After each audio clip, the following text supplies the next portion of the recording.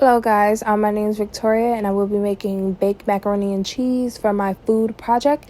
This is a big side dish in my African American culture, so hope you guys like it. We're going to have a deep pot casserole dish, and then we're going to use some carnation evaporated milk, 1 egg, and then we have some parsley, cayenne pepper, salt, garlic powder, onion powder.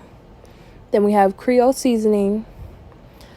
Also, we have country crock butter, some penne pasta, and then I decided to use 2 types of cheeses, mozzarella and Kobe Monterey Jack. But whatever type of cheese you want to use is fine. It's all on you. And then also we have whole milk.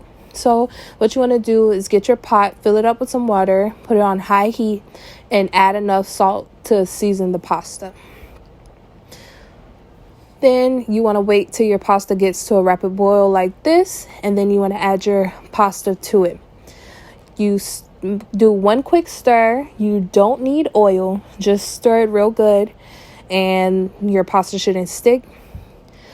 After you add it, you want to set your oven to 350, and then you check on your pasta. We want it to a nice al dente. We don't want it cooked too well because we still have to finish cooking it in the oven.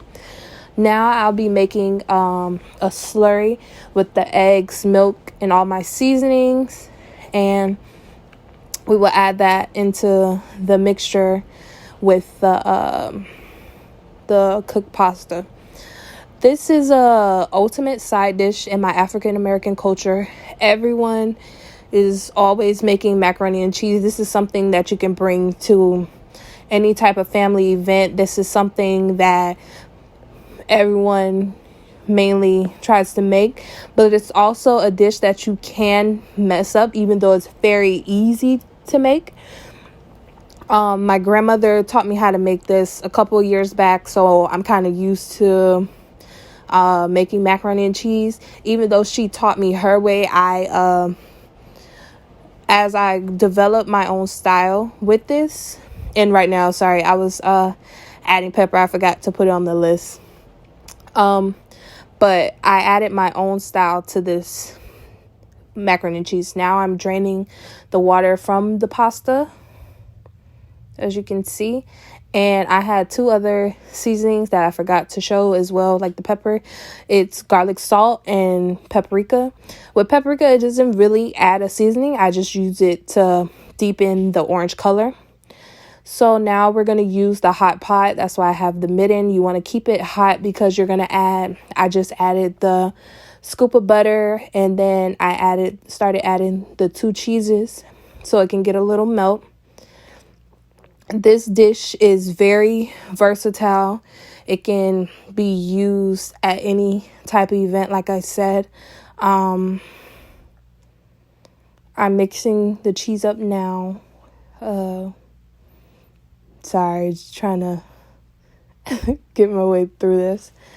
Now I'm adding the slurry with the seasonings, and after a while you'll see me like putting a little bit more pepper, and I think I added more garlic salt to it. You can season it to your liking.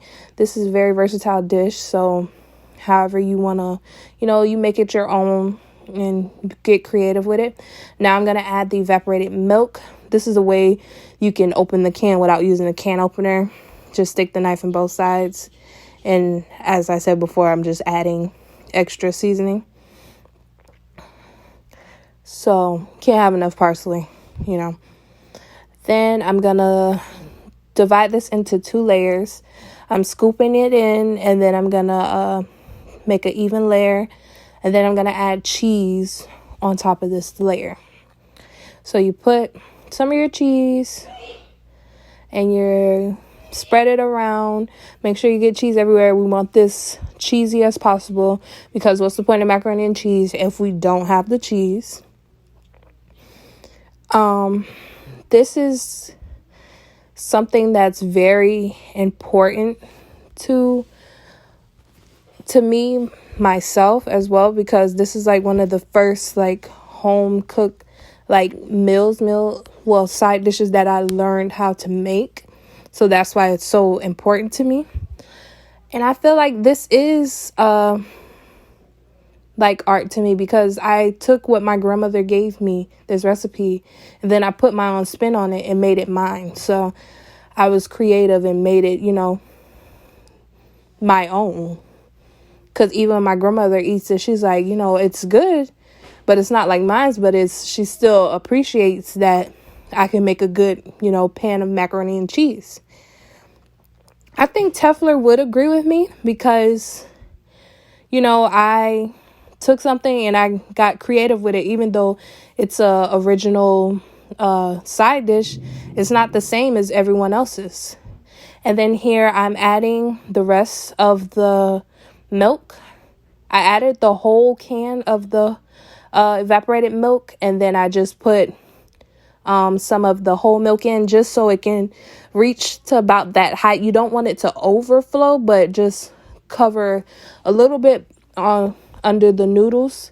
And then I'm gonna take the last little bit of cheese I have left to cover the top of my macaroni and cheese.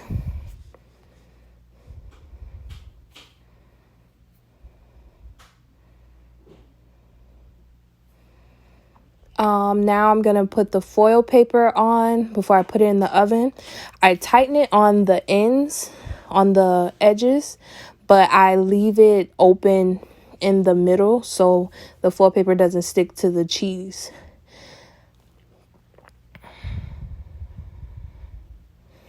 I placed it into the oven, and then I let it cook for 45 minutes. And then I'll come back to take the foil paper off after 45 minutes. And then I let it cook without the foil paper for 5 to 10 minutes. This is a way you can check it. You just pull the thing back and you can see. Look at the cheese pull. There's no